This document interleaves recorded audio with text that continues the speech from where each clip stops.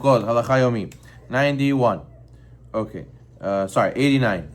88. If the walls of the sukkah are taller than 10 tvachim, they do not have to reach the roof of the sukkah. However, the walls must be situated directly under the schach, or at least within 3 tvachim. So you have the walls of the sukkah. They are short. They're a minimum 10 tvachim, okay? And then the schach is all the way here. Okay? It's okay. As long as you have minimum a wall size, which is 10 tvachim, 80 centimeters, we say a good asik, we say that the walls go all the way to the schach, even though it's not directly connected. Once you have the minimum size, it's considered as if it goes all the way to the roof. But it has to be directly above. It cannot be away from, more than 3 tvachim away from the wall. It has to be within 3 tvachim. Number 89, if the walls of sukkah are within 3 tvachim from the ground, they may be counted as full walls, even if they only reach up to 10 tvachim, including the empty space at the bottom. However, if the walls begin higher than 3 tvachim, sukkah is invalid. What happens? You have a sukkah, here's the ground, and the wall starts like this, a little bit above the ground. So it's within 3 tvachim of the ground, so it's considered as if it's closed. Levud, right? We say Halacha Moshe Sinai, it's considered as if it's connected. So therefore, let's say I only have 10 tvachim minus 3 tvachim, so it's 7.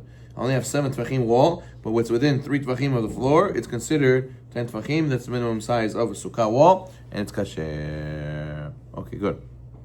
91. The minimum width and length of sukkah is 7 by 7 tvachim. That's the minimum width and length. How many walls do you have to have for a sukkah? 4. Technically, 3 is good enough, but, or even, you're going to see there's combinations of way of 2 1/4, but 2 1/2, but ideally, if a person can have 4, you should try to have 4.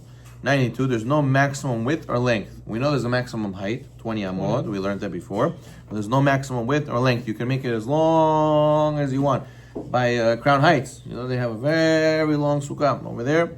If you want to do that, it's fine. Circle sukkah. We learned about circle sukkah in Masechet Sukkah. 93, a circular sukkah must have at least the circumference of the minimum kosher measurements of a square sukkah. 7 by 7 tvachim. 94. One must not place the schach before putting the walls. First put the walls, then put the schach. Right? But let's say you have the panel sukkah. That's okay, it's good. Usually people put up walls. People put up the walls, and then they put the schach. But sometimes people have the canvas sukkah. Canvas sukkah, they put the metal poles, then they put the schach, and then they put the canvas around. Or then they put the straps around.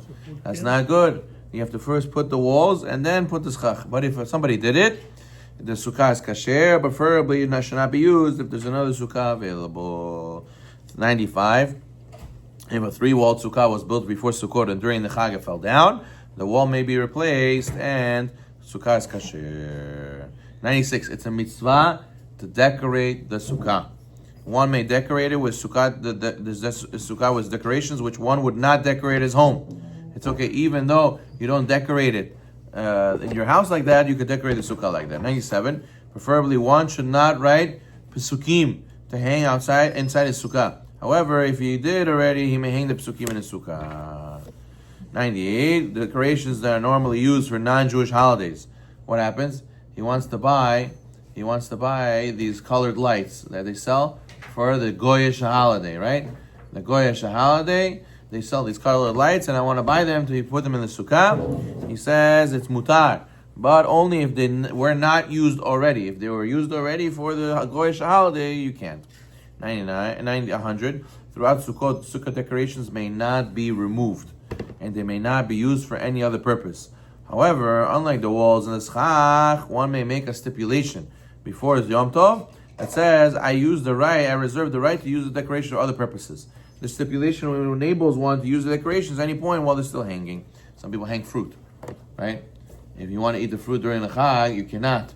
What do you have to do? You have to make a stipulation that you want to use it and it shouldn't become muktzeh. 101, if the decorations are hung under an invalid part of the sukkah, such as the part of the sukkah under the balcony, it may be used even without a stipulation. Yeah, so that person has this decorations that are hanging in the non-kosher part of the sukkah, there you don't need to make a condition. 102, if one tied fruit or bottles of wine as decoration in a sukkah, they may not be used throughout the Chag until after Simchat Torah, even if they fell down. If the fruit bottle of wine fell down during Shabbat Yom Tov, they're muktzeh and they cannot be moved. Therefore, better to make a stipulation before and make sure that you could use it that way. You have to make a condition. 103, if one did not make a stipulation before and then it fell, you have to push it indirectly on the side. It's muktzeh. Okay, fine. Spices and other fragrant items can be that they are hung in the sukkah. You're allowed to smell them. You're not allowed to eat them, but you're allowed to smell them. Okay. If a decoration fell down from the schach on Sukkot, one may reattach it to the wall. It's not required to reattach it to the schach. One is permitted to remove decorations Chol HaMoed if he's afraid they'll get stolen.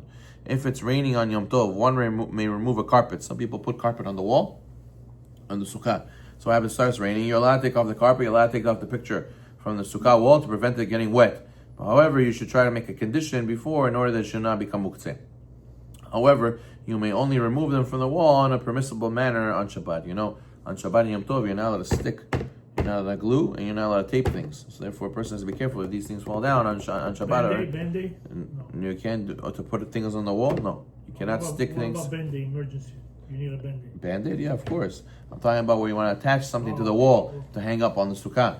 So over there, you put tape on the back and then stick the poster on the wall. Or you put the glue. You put two things. Something had glue and you want to put it back on after it fell off. You're gluing things together. That is asur on Shabbat and Yom Tov. Or Velcro is mutar. I'm talking about also ripping off. Ripping off is also an issue on Shabbat and Yom Tov. Okay. A vase with flowers that's placed on the table is not considered a decoration and can be moved on Yom Tov. Baruch